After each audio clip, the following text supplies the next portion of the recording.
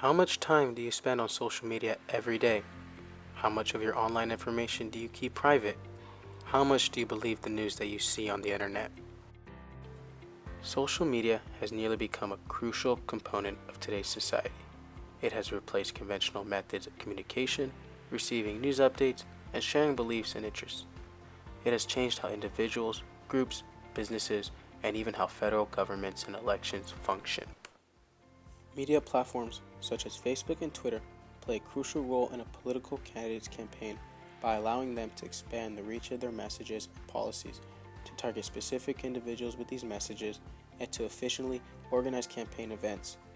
Although this is the case, these many beneficial aspects of social media come with some consequences, including violations of the public's personal information, the spreading of false news stories directed towards opposing candidates, and the perpetuation of political biases and beliefs. Different forms of electronic media have impacted the way presidential campaigns are run since the late 20s, when presidential candidates Herbert Hoover and Al Smith were nearly forced to adapt to the growing popularity of the radio. They reached millions with radio speeches and broadcasts across more than 100 stations and gathered the largest audiences ever up to that point. Fast forward several decades and you will see that we have gone from radio to television to the web and now social media, the most dominant modern campaigning tool. In the 2008 and 2012 elections, Barack Obama saw a chance to use a platform that everyone was familiar with, such as social networks, email advocacy, text messaging, and online video to convert ordinary citizens into empowered volunteers, donors, and advocates. By November 2008, Obama had over 2.5 million Facebook supporters, outperforming McCain by nearly 4 times. Obama had over 115,000 followers on Twitter, more than 23 times those of McCain.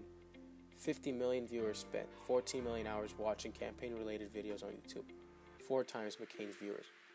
His campaign also created its own social network called my.barackobama.com, where users could connect, create, and organize real-life local events and raise funds. One of the other ways that campaigns use social media to gain support so efficiently is with algorithmic personalization. This consists of complicated calculations and formulas used to feed you with specific information based on factors such as your search history and recent locations. This is an effective tactic for the most part, but there is a concern for the public's privacy. These algorithms are made to extract personal information and online history in order to find the data that they need.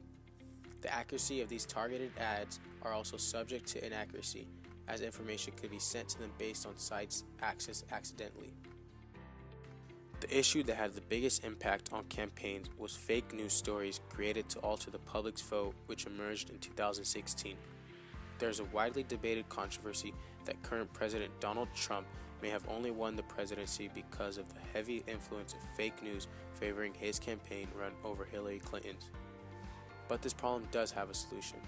In the German federal election of 2017, the country experienced a threat of incoming fake news stories, online hate speech, and hacks, but almost all false reports about German political candidates were kept out of reach of voters by a number of fact-checking organizations.